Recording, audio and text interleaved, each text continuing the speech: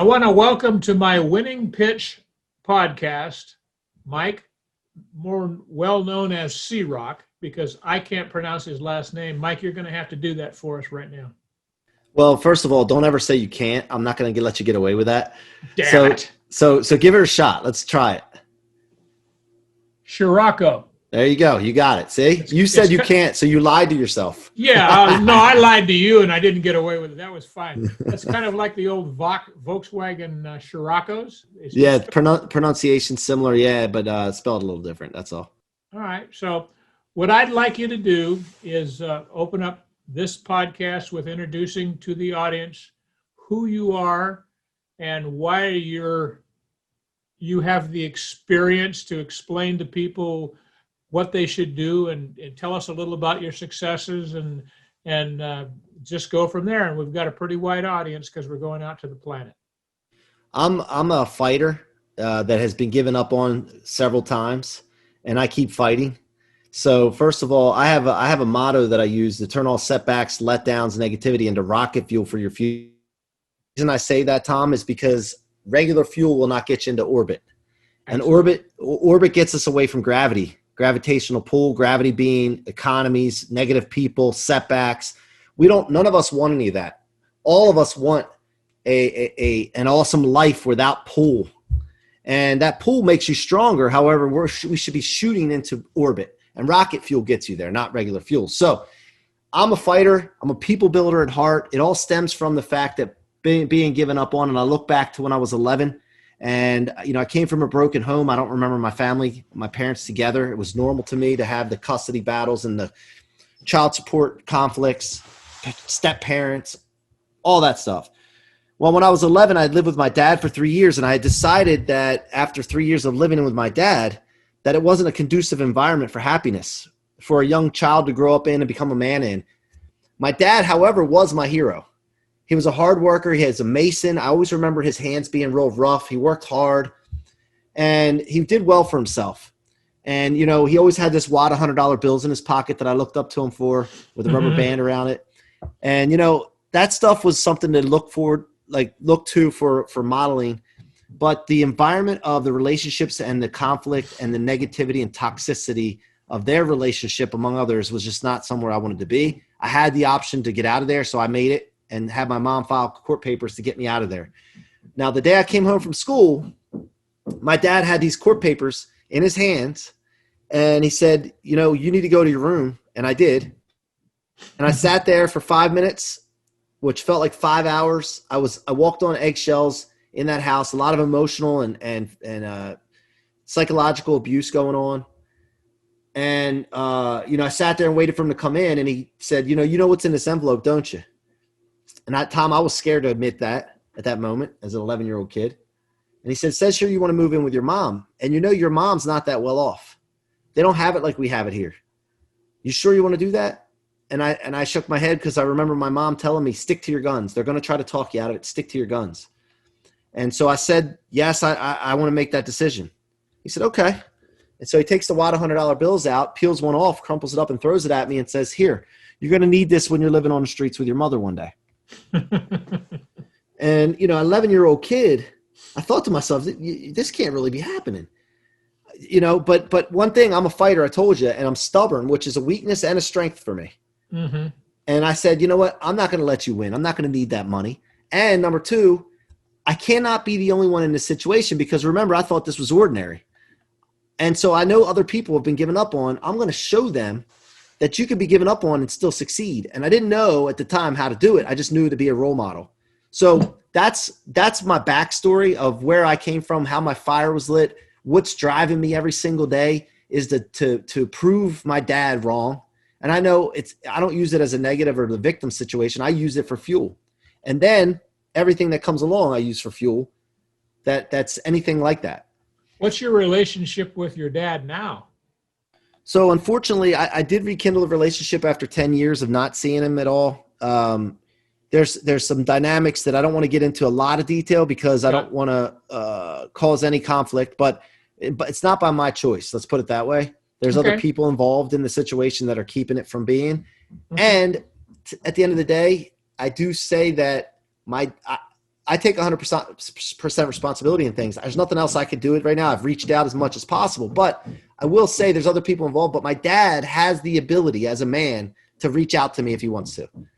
So I'll just leave it at that. And you know, I was lucky to have a stepfather that stepped in when I was 11 years old that didn't have the best money and finance understanding, literacy. However, he knew how to be a man. He knew right from wrong, loved baseball, and taught me passion.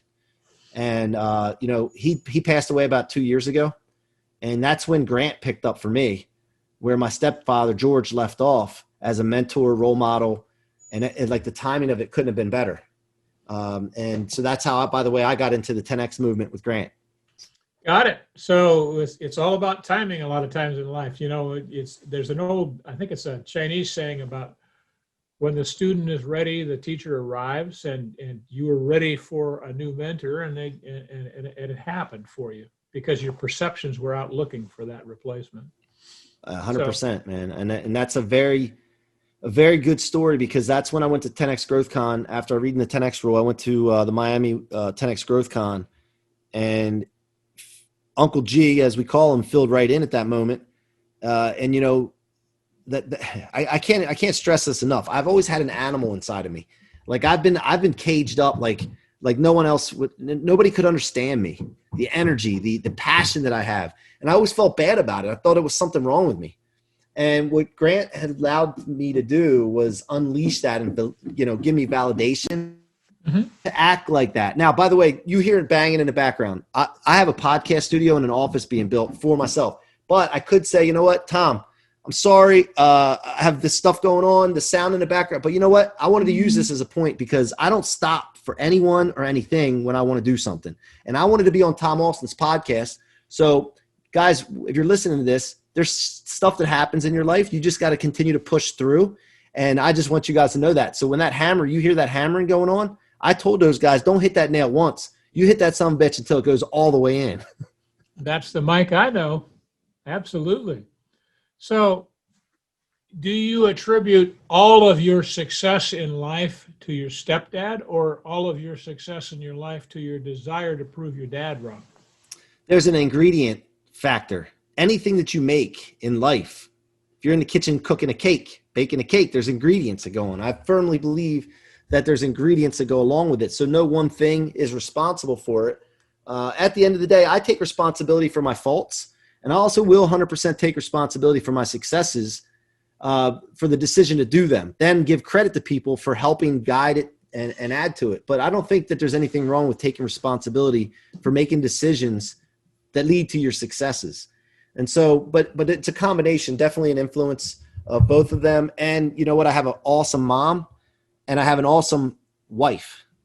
As you know, you met Jen before. Yeah, so. I've met her. And behind every successful man is definitely a successful And Christian. you have some awesome kids. And my kids, of course, as well. Yes. Thank you. No problem. So tell me about going back over your life. I don't know how old are you? Around 40? I'm in my 40s. Come on. Tell me. I'm 43. I'm 43. All right. So I'm 72. So I'm 30 years older than you, and I'm just using that as a number. Tell me about your single best moment on any job that you were doing, whether it was the company that you work for or whether you were working for yourself. Tell me about your single best moment and be very descriptive about it. Put the audience there with you. So despite many setbacks in our business and having to move platforms in the mortgage industry, we work for Nations Lending now. We have a large division under their platform. And we started off with, not doing very well. We just started from scratch again. After building one company to 10 million in annual revenue, we had to start from scratch. And we did it. And we set big, giant, massive goals, starting with culture. And we, 2 years in, went from 4 million a month to 800% growth, 32 million in 1 month. So that moment was validation. As we were growing to that, each month was more validation to what we were doing, and what we were doing was right. But when we hit that 32 million number, man, it gave validation to everything that I've been putting in place with my team, my leadership team buying in, all the work that they put in. And what happened is that all the people that doubted what we were doing and made comments and kept adding like insults to what we were doing, trying to hold us back. It just validated, and it felt really, really good. And it just also gave us confidence to take it to the next level. So you have personal experience with haters or naysayers or people who are trying to drag you down. Right. Exactly. I mean, I know that when people are saying stuff, it's their reflection of themselves. They're trying to make themselves. I understand all that. And I use that. That's my conversion to rocket fuel. But to me also, it is always the greatest part of the cycle of when people put you down, say, what are you doing? You're working too hard. And then they start to say, wait a minute. They start to get interest. Like, what is he doing? And then after that, they want to engage with you and work with you and ask you questions. Can you help me? Can I be involved? I always enjoy that, watch that cycle, and then getting to that last part of that cycle of when they validate for themselves that you are actually onto something. Okay, so now I'm going to ask you a really tough question. Go back and consider all of the same things that you used as a platform to tell me about your single best moment. Tell me about your single worst moment in the work world. So we had a company, the first company that I mentioned, we were busting our humps. I didn't really know what I was doing. I didn't have mentors, but we just did it with street smarts and grind and hustle. And you can only get so far with that. And I didn't really understand the culture aspect of it enough to really hold the leadership of the company I was working for accountable. Again, I take that responsibility for that. So we made some money. We made a lot of money, but at the end of the day, it crumbled because when people were faced with decisions, they always chose themselves over the team because the culture wasn't there. When that happened and I realized I got comfortable and complacent, and then we had money stolen, we lost close over $1.1 million. Wow. That hurts. And then when people are relying on you and you're comfortable, complacency and level of comfort that's creeped in allowed that to happen. A lot of people looking out from the outside actually wouldn't say it was my fault. Like 99% of the people would say, yeah, but I know that I could have done something different. And so when that happened and 22 employees were looking at me like, now what? And I stressed out for months and I broke down in my kitchen in front of my wife, lost 20 pounds over like a month and a half, just stressed out of my mind, not realizing that I was lacking hope, lacking a mentor, lacking confidence in the fact that I know what I'm doing and I can build it again. And I have the ability to do things. And that's when Grant came in. Now, And so, where are we in time where you first met Grant? Was it at the Miami Growth Con? Yeah, that literally was only a few years ago when that happened. And so So you were there when he jumped out of the airplane and skydived into the top of the stadium. Yeah. Yes, exactly. How far in front of that you didn't just show up there one day. You had to kind of cognitively been aware of him. What made you sign up for a growth con? No, I read the book and I started following him on YouTube and all that, like a lot of people do.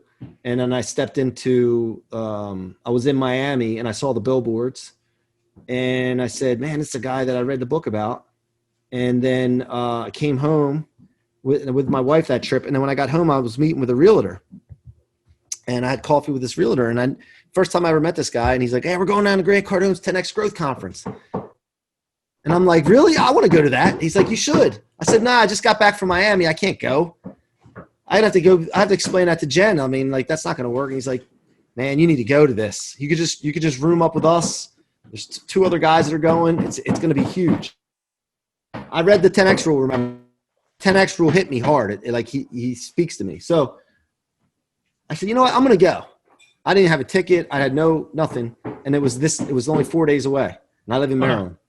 And I said, you know what? I'm going to go. So I called my wife and said, hey, I'm going back to Miami, 10X Growth Conference. And Jen knows how I am. So she was just like, whatever, okay. just get out of here. Probably. It's nice to have a queen in your life. And I should presume she's standing right next to you because I see you looking. Yeah, she's over here. And I'm like, yeah, all right. So then I just figured it out. So I'm already thinking about stuff that Grant has taught. Commit first, figure the rest out later. Actually probably lived that life already, wasn't aware of it. I've always been really spontaneous. And so I went to it and then I bought a VIP ticket. I sat down there and just was amazed. And I was like, why haven't I been involved with this stuff like way before this? Then I started thinking to myself, now I need to cram as much as possible in a short amount of time as possible, because I wasted 20 some years of my life and I only have this much time left on this planet to make a difference. And so Hey, let me stop you right there, because you called me out at the beginning. I'm going to call you out. You didn't waste it. You didn't waste it. You were just drilling. You were making mistakes and learning from it and moving forward. So there you go. No, I agree 100% with you. But I'm just telling you how I felt at that moment. Yeah, I understand. Like, oh, but see, even though you're right there, and I agree with you, me feeling that and thinking that way sparked a movement, right? It sparked this. And so in one way it's the right thing, but at the end of the day, if something that I used as fuel, rocket fuel, then it works, right? Right. Yeah. If for anything for any technology that we develop for ourselves, the ultimate test is it workable. It's not whether it's right or wrong. Does it produce the result that you're looking for? And that's Right. it. And I'm thinking about something that you said about your experience with reading 10X. And when I remember reading 10X, that was the very first book that I read of Grant. And I will admit that I'm too lazy to read, so I listened to it on Audible, which I think is a benefit, because if you get connected to Grant's charisma and his voice and the little stuff that he added in the Audible thing, there's a whole lot more in the Audible version of the book than just reading it. So I'm just going to make that point. But yeah, in Cardone U, there's the 10X Super Life too, where he's sitting at the desk talking about it too. I've read the book. I've listened to those as well, over and over again while I'm doing jogging or running or whatever the case is. And by the way, I got to say this, Tom. So when I buy something as an individual in my business, right? If I'm working with Cardone U, I told the sales guys, my job is to make you guys look good. I tell my team, we're making these guys look good. We buy this purchase. Now we got to be a case study. So now when I'm doing the podcast and I'm doing my movement and I'm doing my influencing and doing my coaching, all that stuff, I also use this as fuel. I got to make Grant look good. I got to be a case study. There's a lot of people that heard Grant and are inspired by him and use his products. I want to be the best.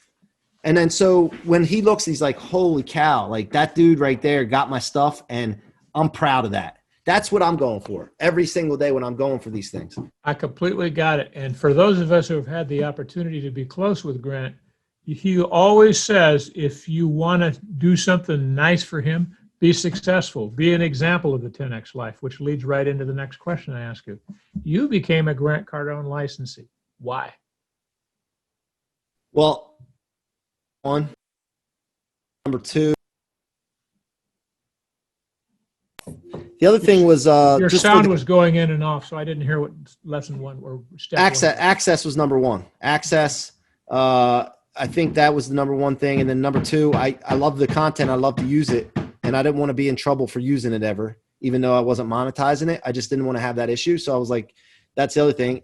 The other one, I saw Richie was involved, and to have access to Richie 2 to 3 hours a week for for that investment was like a no-brainer to me. And I committed to being on the calls, Richie, as much as possible. Like hopefully, if not every call, miss one here, but like once a month, but being accountable and holding to that. Just remember that we're on live going out across the planet. And when you say Richie, a lot of people may not know who Richie is. So explain to them who Richie Dolan is.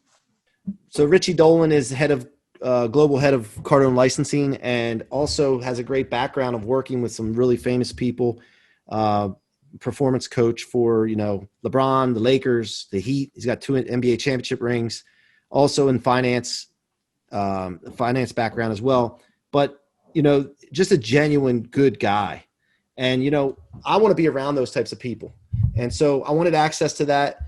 And then also to develop relationships with those types of people, not just all about me, but let me see what I can do to help them.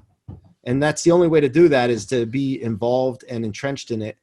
And, it pays off, man. It's not even, I could sell products and sell coaching and all that with the content, but being involved with the community and being around the people, the right people, sometimes you got to pay to do that. Money and time. It's access. It's proximity. I completely understand it. Now, when I first got connected to Grant, I started reading his stuff. I was realizing that kind of naturally I was doing some of the things that he talked about. And that was part of it. Of course, I'm 30 years older than you, so I had a head start, so I have more experience behind me. Some of it's good, and a lot of it's bad, but I'm still alive and I'm still kicking.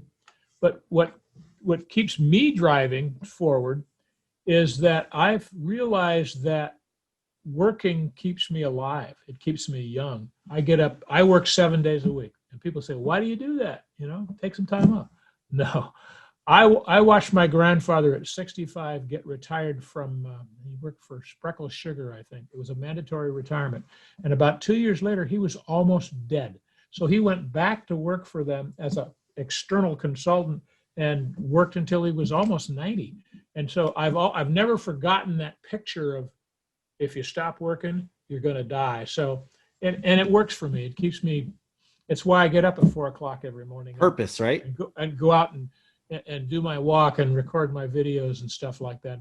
It's what else is there to do? Well, you need purpose, right? You need challenges. I talk about going to orbit where you're free from gravity. Here's what I want to do. I want to create my challenges and create my problems rather than, and when I talk about gravity is not the created problems that you give yourself, the good ones. It's the bad stuff, right? So when you go to orbit, you still want challenges and purpose and all that, but I want to be the one to determine that. I want to create that. And so the reason you don't want to work or you want to keep working is because you need purpose, and purpose leads to survival, right? Yep. So what would be, if you could go back to middle of March, I think it was March 20th or 21st, where the government went crazy and told us all we had to stay home, which when we were a little kid, we would have thought that was cool because then we didn't have to go to school. And as adults, we knew that was a very good idea. What would be your advice to people if you could go back to the beginning of this economic circumcision?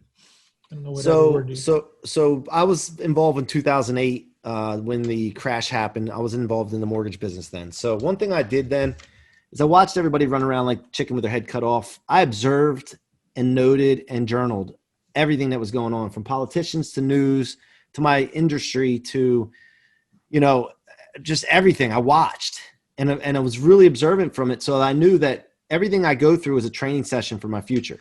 And when I did that, I was prepared to understand that at some point in the future, I'm going to run into something similar to this. So when COVID happened, I'm like, okay, this is it. This is something that's going to be like this. And I sat and watched Grant. I sat and watched a bunch of people panic. And I understand the pressure that they may be under. But you know what I said to myself? You know what? We're going to make this the reason we're successful. We're going to figure out, I don't care what we got to do. So first thing I did, I sat with my team in our sales meeting and I said, guys, here's the thing. I don't know what's going to happen here. I'm not trying to be negative. It could be bad. So what that means is, let's assume it's going to be bad. We need to change up how we do business. What we've done in the past is not going to work going forward. So we're going to have to work harder, longer hours, smarter. We're going to have to figure something out. And when we come out of this other side, this is the reason that we're going to be successful, not the reason that we're not going to be successful. And that mindset is what will make the difference. And so this is before Brandon and all them put out the emergency response and all that. I just went with mindset and attitude and understand that we're not going to use this as an excuse. Get that out of your head right now. This is not going to happen. And so thinking right there with that proactive stance, I think that made all the difference because we had 3 record-breaking months during COVID. Now, some people say, well, yeah, the rates dropped. Yeah, the rates dropped, but you know what? We could have made that as an excuse and still not done it. We could have not worked, scared to death, whatever the case is. And so, I think that that's the approach that I took, and I think that's what worked. And my team, credit to them, they bought in. So have you always been this fiery? Now, I know you said you were a fighter. What did you learn as an athlete? Because I'm fairly certain that you told me that you were a baseball player also. I played baseball, wrestled, and I played college football. And the thing about it is I'm 5'6"3/4. You can't tell by that if you've never met me. That's an important 3/4, isn't it? 5'6" 3/4, but I am 210 pounds. I'm solid. So, but I've always been the little guy, and I've always had to hustle and work hard and use my mind and attitude to overcome some of my shortcomings in athletic ability. So with that, coupled with George, my stepdad, I can tell you this, he was a very quiet person. And if you get him in a room but the only thing is if you talked about the Phillies, if you talked about baseball, hunting, fishing, anything like that, all of a sudden, it was like a light switch. He would jump off the couch and get in your face and talk real loud and passion. Now, I was around that from 11 to he passed away right before GrowthCon. And I can tell you, Tom, I believe in energy. I believe in spirit. I believe in souls. And when he passed away, my brother and I have been talking about this. Not shortly thereafter, that passion came into me. So I've always been fiery, but I've been now aware of it, of some extra energy or power that I have now. Now, a lot of people hear this stuff and they're like, oh man, he's talking hocus pocus. I don't really care what people think. So I'm just telling you what I experience. And if people want to take it, take it. I encourage you to take it and don't miss out on opportunities to look for this kind of stuff. But when he passed and it came into me, I'm like, holy cow, this is something that if I harness this, it'll take me to orbit. And it's going to put me in a situation where I can learn from Grant, learn from other people, but also exceed what other people do. And so that passion, especially when we're doing Zoom through COVID, you need to pump up the energy as you're on these calls, because all this stuff goes through these long wires and satellites, and then some of the energy gets lost. So You need to pump up the volume on these anyway. So I focus on that as well. Yep. Treat it like electricity. Now, I didn't know you before then, so you've always been a very passionate guy to me. And you're telling me, I think what you said was around the time that you went to GrowthCon the first time was the same time that you connected to some rocket fuel or extra energy. Yeah. 100%. Yeah. I've always had it, but not like it is now. When you become aware of something. So here's the thing. I think street smarts is the first thing people should use, because street smarts is where the action is, the hustle is. But when you have streets and knowledge, there's no action. Just knowledge, there's no action, right? That's kind of like going to college. Yeah. Yeah. So my thing is, I had street smarts and then I hit a ceiling. And when I hit that ceiling, I was like, damn, I can't get past this one spot. That's when knowledge had to kick in. I needed knowledge at that moment to break through the next level. And so I think at that moment, I started getting the knowledge that coupled up with that passion from George and Grant with the knowledge. And I opened up and I became a sponge. I'm reading books, the Dianetics books. I was one of the fastest people to get through that book. And of course, because of, at first, I'm going to tell you the truth here. At first, I'm like, holy cow, how am I going to read this thing? It's just like the Bible. Like you read the Bible and you try to read the King James version of the Bible. You're like, you're not going to, until you understand the words you're reading. So then I started realizing how to study, realizing look definitions up. And then every chapter that I got through, I speed up. Before I know it, I was flying through the chapters. And, but knowledge has been so important to me now, coupled up with the action and the awareness of that passion. Awesome. I'm so proud of you. So tell me a little bit about how your people who are looking at this podcast can't see the behind you where it says, I think it says, what are you made of, the Waymo thing. Explain to you how, there you go. Get your fat head out of the way. There you go. Good job. There you go. There's your brand, brother. So tell people where you concepted it, how you got it off the ground, what you do with it, typically what kind of guests do you have, and what is your mission? What are you trying to accomplish? So it started by the fact that when I started sharing my story with people, they were triggered by it. And I noticed the feedback that I was getting was inspiring to people. And I'm like, wait a minute, this is just an ordinary story to me. Nobody cares about this. And I'm embarrassed that I was around so many broken people growing up. And so embarrassed, not thinking it was that big a deal, it was ordinary. And I also, the most important thing was I underestimated the power to inspire millions of people with your story. And so when I figured that part out too, I'm like, damn, I got to get this out. And also wanted to figure out how can I get known globally, not just in my local market, but globally. Let's aim global, man. And so the podcast came up, and what are you made of is a phrase I talk to myself a lot. It's a phrase I use all the time. Come on, man. What are you made of? I'm built for this. I got this. I use it to level up and get through tough times. And so I said, that goes along with telling your story. Let me try this. So I told my story on a few episodes, and then I just started bringing guests on, and I started thinking to myself, why don't I just start asking whoever I want to come on instead of being shy and just taking just anyone? And people started saying yes. I was like, okay, this works. This is easy. It's like hitting a slot machine the first couple of times you spin it. And so I was like, okay. So then I started having people on like Richie, Brandon, Jared, Grant came on, Elena came on. And also, people start seeing people that come on your show and they're like, well, I want to be on that show. And then I start getting people reaching out to me like Dana Cavalea, the New York Yankees strength and conditioning coach from the 2009 World Series team, reached out to me, and he had a book and he was getting into coaching and all that. And he reached out and wanted to be on the show. And, it's awesome, the connections that came from it. But I forget what your question was, I guess, but that's how it got started. No, you were answering it. That's why I was sitting here listening to you, because I wanted the audience to hear your story. So I think what you said in the beginning, you just did a podcast where it was just you. Yeah. So I did 4 or 5 episodes of monologue style. And then I had planned on after that, people getting tired of hearing from me. So I would bring some other people on to share their stories, and I could ask questions and then build up a library of knowledge. And, I did 50 some episodes and packed them into the can. And then I got backed up and I was releasing 1 a week. Then I went to 2 a week. And then I said to myself, I'm getting kind of bored. By the way, I get bored really easily. So I need to build, create, or change something. Those are the 3 things that keep me going. And so I'm thinking to myself, all right, this podcast is cool and everything, nice background and everything, but I'm sitting in my dining room during COVID. I need to build a podcast studio and an office for myself. So I started building that just recently, last few weeks. And also I said, how can I take this another step up?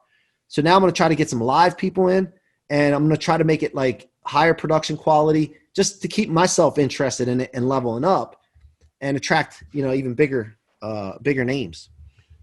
Absolutely. If you're not interested, no one else is going to be interested in you. It's out of it, that's right out of the Cardone sales stuff. Interested, interesting.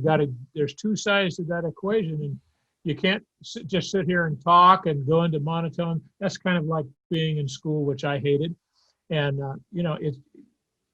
I don't like to be taught that way. To me, it was always interactive. Now, I had an advantage whenever I was in school, because my last name starts with A. I always got to sit in the front. And I had a tendency, I learned how easy it was to dominate the conversations. And then as I went through my career, and in my 20s, I was a district manager for Kmart. And they'd bring half of the country together for these big meetings. And I always made a big deal that we'd go out and have a little dinner, and then we'd all go to the bar, everybody, including the regional managers. And I start about 7:30, I'd start looking at my watch, and about 8 o'clock, I said, I got to go to sleep. And I just thought of doing that. Now, I was doing that as a PR move. Strictly, that was my idea. Then I realized the real benefit of it. These guys all were coming in. I was in Los Angeles area at the time, all coming in from out of town. So they were out of town, which means they were disconnected from their families, which means that their ethics kind of went down, and they all wanted to go out and run around and play. Well, I learned the very first morning after I did that, because if I went to bed at 7:30 or 8 o'clock, it was real easy to get up early, and I wasn't numb, that I absolutely dominated the meetings. Of all these, there'd be 40 guys who were all my peers, okay, and they're all sitting there hungover, and I'm bright-eyed and bushy-tailed, and I never stopped doing that. And that's why it was really for me to decide to start getting up at 4 o'clock in the morning at my age, because it's the same thing. It's absolutely the same thing. If you're up after, as Grant says, after 9 o'clock, what are you doing? Yeah. I got a friend named James Black. He's one of the first African-American PGA players. And in talking to him, that's one of the things he used to do when he's playing golf back in the day, or money tournaments. He would go out, and he knew the other players would drink, would chase the women. He called it the something buzz. I'm not going to leave the other word out, but he called it something buzz. And he knew about that. So he would make sure that he would take advantage and get every possible, advantage possible. So he would make sure, celebrate them going out. Hey man, you're going out, you got to stay out. Yeah. And then he would go to bed and win the golf tournament. And so, yeah, I always looking for an edge. And Yep. that kind of came to me naturally, probably because I'm one of 8 kids, and I'm the number 2 oldest. So, but there's always this little world of chaos going around you, but you're always in competition for seconds at the dinner table, or who could get out of the house first, or who could get away with the most, or whatever I decided was I wanted to compete on that day. I had a natural built-in, I don't want to really say enemy, because I'm pretty fond of my brothers and sisters. At least I was at that age anyway. And I just learned I was always looking for an edge to do that. And I suspect that you do the same thing. Yeah, I do, but I'm always looking to lift people up as well. Like I look at it differently. Look, I want to win, but I write down on my goals every day. I want to take my homies with me because when you I get got it. something, it's no fun by yourself. So I've won before, and when here's something I deal with right now. Anything that good happens in my life, if I tell people about it, I don't get the reaction that I expect. I don't know if you, and then, I'm just I becoming agree. aware of this right now. This past week, like, if something good happens, I'm tending to keep it to myself a lot because I don't want to be disappointed with the reaction that I get. And then on one hand, and the other hand, I'm like, you know what? Let me do it anyway and know what's going to come from it. Don't expect a certain reaction, high expectations of what's going to happen, and just roll with it anyway. And I don't know the answer to what you're supposed to do there, but I just know that I want to bring people with me with success and achieving things because every time I do it by myself, it doesn't feel as good. Well, I saw a thing with Grant, I think it was this morning or yesterday morning, and he was talking about the success that he had in his life early on in his career once it started to take off. And he knew that something was missing. And he realized that he was alone. He didn't have Elena, he didn't have the kids. And when his career really started to take off was when he created a family. And the story that he was telling about that was that beings are not designed to work in a vacuum. They're not designed to work for yourself. I remember L. Ron Hubbard, who wrote Dynetics, telling a story about he wanted to test to see if a being could go survive on their own. And he went off, I think it was in South Africa at the time. And he realized that, life is not a lot of fun if you're by yourself. It's kind of like being in solitary confinement. And, doing things as a group has benefits to it. You kind of trade energies or share energies, which create more energies. Or it's like the Clydesdale story that I think the number, I don't remember what the exact number was, but one of them could pull 800 600 pounds. And pounds. when you put Yeah. two of them together, it's not 1,200, it's 3,000 or whatever it is. But 4x yeah, when you add two together. there's Yeah. a real synergy and expansion of power. And once you understand that, it makes it easier to understand why you need to grow your businesses. And I'm going to give you some statistics that I got from Brandon Dawson. There's 31.3 million businesses in the United States right now. 25 million of them have one employee. There's something wrong with that. There's a fundamental thing missing in the training or the concept or their concept of money or concept of expansion. I've never, ever thought of doing anything my own. And I've always critically said, well, I'm just lazy. I don't want to do it myself. But that's not really true. I would never play golf because it's just me and the ball or me and the course.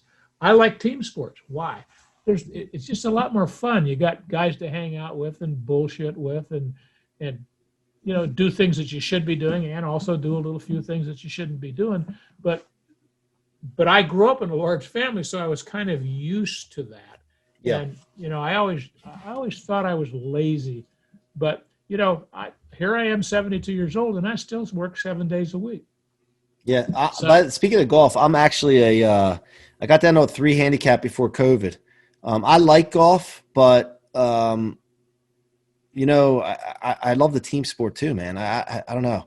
The thing about golf is that you're by yourself when you're playing your ball. You're playing your own ball, but if you're around the other guys and you're gambling and messing around and stuff, that's the fun part about it. I don't like playing golf by myself. That doesn't appeal to me. Well, the analogy I was trying to was the group thing. Yeah, 100%. I remember the first couple times I ever played golf, and I'm really not an athlete, and I'm not into sweating very hard or doing anything, but I used to get up at, I think, 5 o'clock in the morning, and I lived really close to a local park that had a 9-hole golf course in it. And the reason I went out early is because I didn't have to pay any green fees. I'll be honest about it. And I would go out and walk the course and play in the dew-covered grass and stuff like that. And I didn't get any better because I didn't have anybody to teach me anything. Yeah. And but after doing it a little while, a bunch of other people started showing up at the same time and telling me, well, if you can do this, can I join you? Hell yes. And, there was a guy named, I think his name was Joey Lopes, who had been a professional boxer and was very well known in the Sacramento, California area, which is where I was. And, it brought new people into my life and new friends. And, it's kind of nice to get to know somebody who's got some fame for a good thing. And they like talking about their lives, and I like asking questions and getting data. So, to that degree, I have fond memories of golf, but I know I'm not very good at it. Yeah, I've met some great people from golf. I mean, just the fact that you go out and get in a golf cart with someone for 3-4 hours and strangers. And it's kind of like, to me, it was like a podcast. I would always ask them details about their life, what their story is. And, it was cool. I enjoyed it. All right. Well, cool. So what's in store for you next?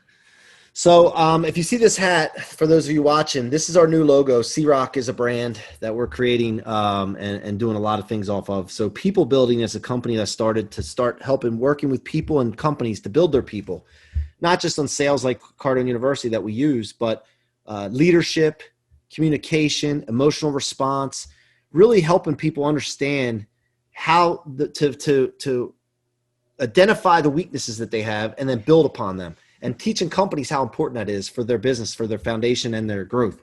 But the other thing is, I want to start, this is a passion of mine. I like clothing. I like wearing t-shirts, like designer t-shirts, like Hugo Boss or even Under Armour activewear. And so I have this vision and this goal now that we've put out that we're going to start a clothing line, kind of a mixture between Hugo Boss and Under Armour. And, we developed a logo to go on it. So that's like kind of the C and the R for C-Roc, but has a little dude in there. And the little dude's holding up the world. And that's a little symbol that we've developed with our branding of really lifting up the world. And I have no idea how to develop a clothing brand. I have no idea who to talk to yet or what to do. I just know I'm going to do it. And it's going to be huge. And I got to get it connected with Damon John. Yeah. So we just have been in this process right now of coming up with an idea and a story behind it. Clothing lines sell when there's a story behind it. And we have that part. So now we just need to figure out the rest of the logistics and make connections with people, because I know it's going to work. So you're a living example of what Grant always says: commit first and the creativity will follow. Don't worry about the mechanics. As soon as you get an idea, just go with it. You're a very creative being, and you'll create solutions. And if you get lost in the mechanics, well, how am I going to do that? Too many people are going to tell me that's a dumb idea. Don't listen to them. I always used to tell my athletes, because I coached high school baseball for 4 decades, that when you're learning how to do something for the first time, you are not qualified to judge yourself. If you knew how to judge yourself, you wouldn't be in this pathway of learning. And I tell that to my employees now. We're doing role playing in the morning, and they're flunking themselves. And I said, why are you doing that? You're self-coaching, which is a flunk. You're not qualified to do that, because you don't know what it really takes to do this. And all we're trying to do is, like, as an athlete, is develop muscle memory to where you're not thinking about it and then doing. Because people who think about things before they do something, it's too slow.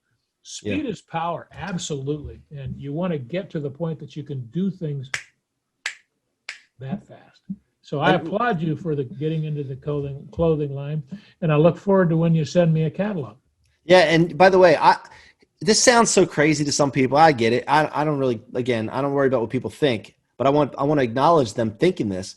But when I come on podcasts like this, like, I want one day you to say, man, I had C-Roc on my podcast, and that's what I want to aim for, to aspire one day to have people that have been so gracious to have me on their podcast. Well, let me get it out of the way. Man. Let me get it out of the way. Guess what? I had C-Roc on my podcast. I feel completely validated to have somebody as smart and intelligent and as driven. And, there you go. It's already in writing. We've already done it. Well, thank you. But I'm going to, this is just getting started, baby. All right. So what can I do to help you? Man, I tell you what, just being on this call with you, I learn a lot. I pick up so much from you the little nuggets that you throw out, and man, just supporting me. That's the only thing right now I can think of because I just it's great to be around people like you. And when I got the chance to meet you in person when we were in where the hell were we? Florida? Yeah, we were in Miami, and had dinner with you. That was an honor. I just enjoyed the relationship, man. Okay. Well, we have to do it again sometime. I think that I hope that the October boot camp's back on. Are you going to come to that? If it's on? I haven't gotten that far yet. I'm going back down next in about 2 weeks to Brandon Dawson's thing at the headquarters. So 360. Are you doing the 10X 360? Yeah. You're going to sign up for the platform. I'm just telling you. Well, I have six employees coming with me. No, 5 employees. So 6 of us are going down. So I'm bringing the team down, and we're going to see what's going on. So I was fortunate enough to the first 10X 360 that I did with Brandon Dawson and the lovely Natalie Workman. It was in the Northwest, and they were trying to schedule it, and then Washington shut everything down. So Brandon said, "To hell with it. We're going to do it at my house." And his warning from the government officials was, we're only allowed to have protests, weddings, or funerals. So we had a protest wedding, funeral wedding. And there's a tent that he put up in the driveway of his house. And, there was helicopters flying around, and we were always making jokes about it, but it probably wasn't a joke. Just when you're around people like I'm around people like you or Brandon or Grant or Richie or, Buck or Natalie especially. We share energies. We do that, and we actually don't even have to communicate by words because I know what you're going to say. I know how you think, and I love your story. And I'm accumulating stories, and this has been a lot of fun. But I think I've taken an hour of your time, and it's probably a little bit too much because you have to get back to work. Yeah, no, and I appreciate you having me though, Tom. And we had some fun. I want to add one thing. I have a book coming out called Rocket Fuel at the end of this year. And if your listeners go to themikecroc.com, they can subscribe and get a copy of that when it comes out for free. And I want to get that out in the hands of people so that they can benefit from it. Awesome. Anything I can do to help you, just call me. My phone number is 916-691-9192, and find out why people say, call Tom.